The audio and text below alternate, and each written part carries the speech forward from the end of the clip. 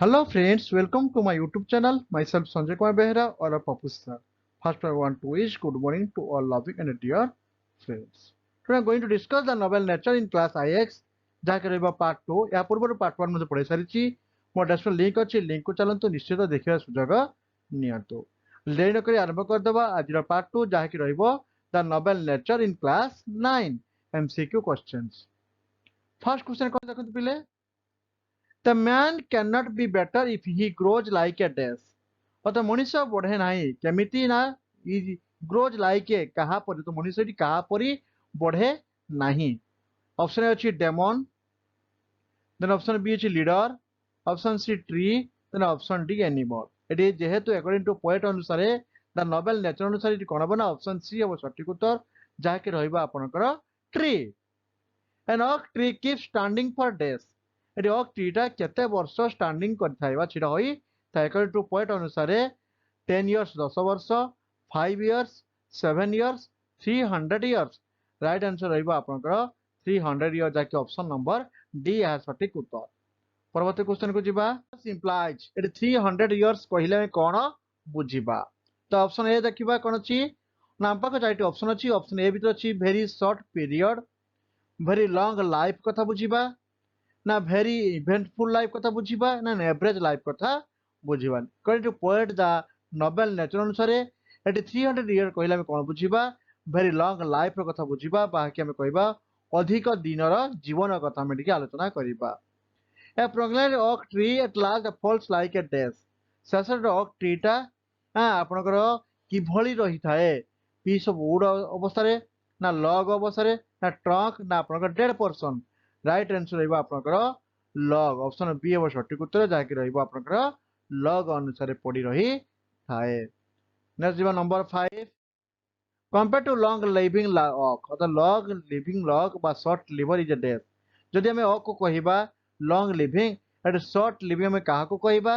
lotus jasmine marigold lily according to poet अनुसार तो कोन हबो ना ऑप्शन डी हबो सठिक उत्तर जाके रहिबा आपनकर लिली लिली हबो सठिक उत्तर A lily looks more beautiful in death अर्थात लिली क्यों मासरे अधिक सुंदर देखा जाए बा अधिक बहुल मात्रा फुटी थाए ऑप्शन ए जीवा आपनकर सेप्टेम्बर देन ऑप्शन बी मे ऑप्शन सी अप्रैल ऑप्शन डी जनवरी राइट आंसर कोन रहबो आपनकर ऑप्शन बी रहबो मे हबो सठिक उत्तर ठीक अछि परवर्ती क्वेश्चन को जीवा number 7 the days a lily dies in the days option A अछि day option B afternoon option C noon option D night तो से कहूँ लिलीटी केतबे मौड़ी जाए बा मरी जाए ऑप्शन डी है सठिक उत्तर जहाँकि रहिबा आपनकर night a lily of a day एक दिनर जो लिली कथा कहबा ठीक काहार कथा मीन्स ऑफ द फ्लावर एटी फूलर क्यों अवस्था बा क्यों अर्थ रे व्यवहार कर जाई अछि हम ऑप्शन ए देखिबा live for a day only dies in a moment अपना fades in couple of days ना डिसअपियर सून राइट आंसर रहिबा आपन ए जहाँकि रहिबा आपनकर lives for a day only अर्थात गोटे दिन से ही ताकर जीवन काल बा बंची रही थाए देखिबा next number question number 9 lily is the both A flower of and days Ete lily को कोन कहबा गोटे फूल तो कहले आउ कोन मध्ये कहि परिबा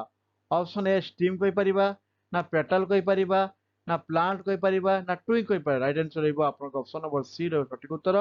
जाके लिली के हम कहया बोथ फ्लावर एंड प्लांट मध्ये कहि परिबा देखंतो पिले आज मु आनी पार्ट 2 रे पार्ट 1 तो मध्य पढ़ी सारी जैसे वन वर्ड सब्स्टिट्यूशंस पार्ट 2 रे कौन अच्छी आपनकर ना आपन टॉप सिलेक्टेड 16 MCQ अच्छी ए आउट ऑफ 16 आप केते मार्क रखुचंती मो कमेंट रे निश्चित कमेंट करंतु एवं एभली अनेक गुड़िए नुआ नुआ वीडियो देखिया पई आपन मोर channel Pappu sir BSc Odisha को please like share and subscribe करी नियंतु ऑप्शन नंबर 10 देखिबा कोन अच्छी ना ऑप्शन को आपन क्वेश्चन नंबर 10 कोन अच्छी lily is a flower of beauty and days lily होची एभली एक फूल जहाँकि ब्यूटी और डेज रे परिपूर्ण option A darkness option B brightness option C aroma option B आपनकर गॉडनेस राइट आंसर कोन रहबो ना ऑप्शन बी रहबो ब्राइटनेस अर्थात लिली का हम कोन कहबा lily is a flower of beauty and brightness okay देखिए नेक्स्ट क्वेश्चन कोन अछि question number 11 we can make our life worth living if he spread our color and brightness of leaves by doing something ये कौन अच्छी answer कौन हम ना good to others bad to others great to our self exploiting others से जो मनीषटी we can make our life को आम केतबेले परिपूर्ण करिपरिबा बा केतबेले आम अधिक आम जो जीवन को आम अधिक कलरफुल और ब्राइटनेस करिपरिबा जदि आम ये कम करिबा कौन ना doing something for good to others अन्य मानक पई जदि आम भल करिपरिबा तो निश्चित आम जीवन टी कौन हम ना कलरफुल हेबो एवं brightness Madhya hay पारिबो option A हो सठिक उत्तर परवर्ती question in the poem the expression short measures means ये शॉर्ट मेजर अर्थ कहले कौन बुझिबा जे शॉर्ट मेजर रो अर्थ कहले में कौन बुझिबा ऑप्शन ए जिबा life of short but full good of deeds ना सेल्फिश लाइफ ना measurement of life in years ना शॉर्ट लाइफ ऑप्शन ए सठिक उत्तर जाकि रहइबो life of short but full of good deeds अर्थात लाइफ हूँ बहुत छोट किंतु आम जो कहवा आम कार्य किंतु महत्व हवा दरकार तेरे जाकि आम कौन हम ना शॉर्ट मेजर्स अर्थ आम चरित्रार्थ हो पार परवर्ती क्वेश्चन को जीवा in phase of the poem suggest in that short life ये शॉर्ट लाइफ को क्यों अर्थ व्यवहार कर शॉर्ट लाइफ अर्थ फ्लावर ऑफ लाइट ना स्मॉल प्रोपोर्शन ना शॉर्ट मेजर ना डाइट एट नाइट ये शॉर्ट लाइफ अर्थ कौन बुझा ना शॉर्ट मेजर्स कौन बुझा ना आप शॉर्ट मेजर ओके परवर्ती क्वेश्चन को जीवा we see the beauty in lily आम मैंने निश्चित भाव देखू beauty of lily in because कारण कौन the short life in the flower of light ना small is beautiful it is not like an oak तो निश्चित आंसर कौन हम ना ऑप्शन बी सठिक उत्तर it is the flower of light कह जाए लिली कौन कहवा it is the flower of light कही परिबा नेक्स्ट क्वेश्चन दिबा long life is not yardstick to जज the worth of a and ये यार्डस्टिक अर्थ कौन ना गोटे मेजरमेंट अर्थ नहीं पारिबा जब तुम इंच कहि परिबा गज कहि पारछ सेमिति अर्थात जीवन को आम केबे भी मापी पारिबा नाही यार्डस्टिक मापी पारिबा नाही कहार जीवन को मापी नहीं ना गोटे ह्यूमन बीइंग अर्थात गोटे सी ऑप्शन रहइबा आपनकर लिली ऑक ट्री